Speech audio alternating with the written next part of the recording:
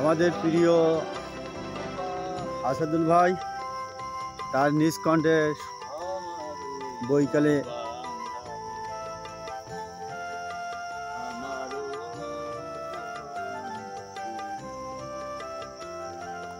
আমার দেশের মাটির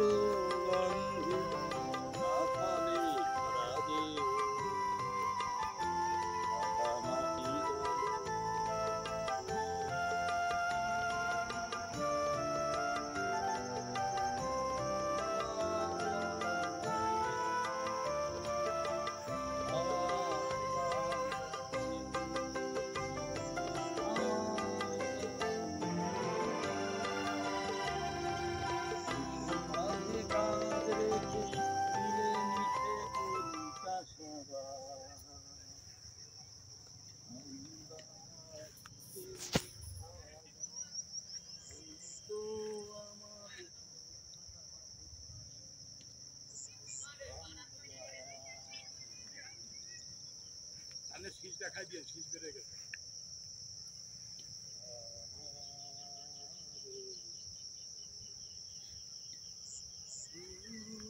ধরে রাখেন, ওদিক ধরে রাখেন।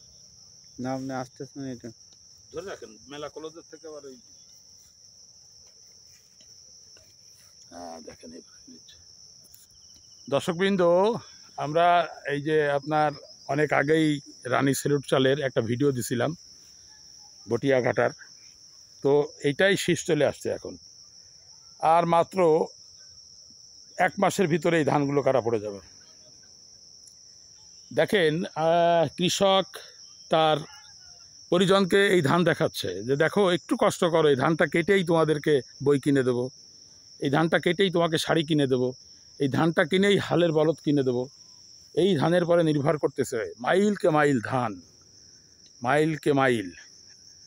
আপনার চরের জমির একটা গুণ আছে, সেটা হচ্ছে প্রচুর পরিমাণ পলি থাকে। আর পলির পরে এত থাকে, আপনার কি বলে, আপনার সারের একটা অংশ থাকে যে এখানে অন্য কোনো কিছুই ব্যবহার করা লাগে না। আপনারা দেখতে পারতেছেন যে পলি, এই পলির পাশেই হচ্ছে আপনার এই ক্ষেত, ওই পার এবং এই পার, 2 পার মিলে মাইলকে মাইল ধানের ক্ষেত। আমরা এখানে আসছি আজকে। তো আমাদের কৃষক তার হাসি আর অল্প কিছুদিনের মধ্যেই ফুটাবে। একটা ভেড়ির পরে আবার একটা আশ্চর্য জিনিস দেখলাম, আমি জানি না এটা কি, সুন্দর একটা ফুল। আহা, এ যেন প্রকৃতির লীলাভূমি, নিজ হাতে গড়েছে, কেউ লাগায়নি। তো যাই হোক দর্শকবৃন্দ, ধান, মাছ, সবজি, গাছপালা, চাষাবাদ, এই নিয়েই আমাদের বাংলাদেশ। আর এটা যখনই বন্ধ হয়ে যাবে আমরাও বন্ধ হয়ে যাব, আমরাও অচল হয়ে যাব, আমাদের সচলতা আর থাকবে না। তাই কাঁধে কাঁধ রেখে, হাতে হাত রেখে আমি যে গানটা রচিত করেছি যে চাষাবাদ করতে হবে, ভালো থাকতে হবে। এখান থেকে একটু পানি সরবরাহ করা হয়েছে, এটা পানিতে ডুবানো ছিল। আর মাইলকে মাইল ধান, এই ধানের দৃশ্য দেখে চোখ জোড়ানো যায় না। মানুষ, আমরা একটা ধানের গোছার পিছনে কত কষ্ট করি, আর একটা শীষের পিছনে সৃষ্টিকর্তা তার যে মেকানিজম, তার যে ফ্রেস্তা এবং তার যে সৃষ্টির গুণাবলী, এগুলা দিয়ে রাখছে, দিয়ে সে একটা গাছের থেকে কতগুলো ছড়া তৈরি করতেছে। এই ছড়ার থেকে ধান, এই ধানের থেকে চাল, আর এতেই আছে রিজিক। জানি না এই যে আপনাদেরকে যে সিনারিটা দেখাচ্ছি, এই ধান কে খাবে, এই চাল কার পেটে যাবে, এভাবেই সৃষ্টি হবে। সৃষ্টির রহস্য এভাবে চলে আসতেছে। সুন্দর একটা মৌ মৌ গন্ধ, এটা দিন যত যাবে ততই হবে। ফসল পেকে যাওয়ার মতো হয়ে গেছে, আর 1 মাস পরেই ফসল কাটবে। আর আমরা এরপরে আপনার ফুলকপি, ওলকপি, তারপরে আপনার সবজির যে বাহারি চাষ, সেখানে সরাসরি কৃষকের কাছে নিয়ে যাব। আপনারা মন খুলে উজাড় করে দেখবেন, আর আমার বাড়ি আমার গ্রামের সাথে থাকবেন। আমরা চেষ্টা করি আসলে ভালো কিছু দেওয়ার, দেখানোর, কতটুক পারি জানি না। সোনা যে কথাটা বলা হয়, সোনা ফলা দেশ, দেখেন সোনার মতো লাগতেছে কিনা, একটু ভালো করে খেয়াল করেন। স্বর্ণালী স্বর্ণালী ভাব, মনে হচ্ছে যে সোনা দিয়ে সাজানো। একটু রোদ থাকলে এটা আর একটু চিকচিক চিকচিক চিকচিক করতো। এইটাই আসলে ছিল আজকে আমাদের এই পড়ন্ত বেলার ভিডিও।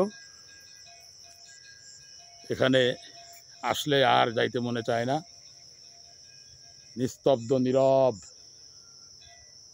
কোনো ধুলা ধোঁয়া নাই, নিঃশ্বাস নিতে কষ্ট হয় না। অবদার রোডে, ওই যে অবদার রোড দিয়ে সব যাচ্ছে যে যার গন্তব্যে। এই পাশেই একটা আছে স্কুল এবং একটা মন্দির, পুরনো 2টা বট গাছ। তো আমরা এখন আস্তে আস্তে রওনা দিব, আমাদের এখন যাওয়ার সময় হয়ে গেছে, সন্ধ্যার টাইম।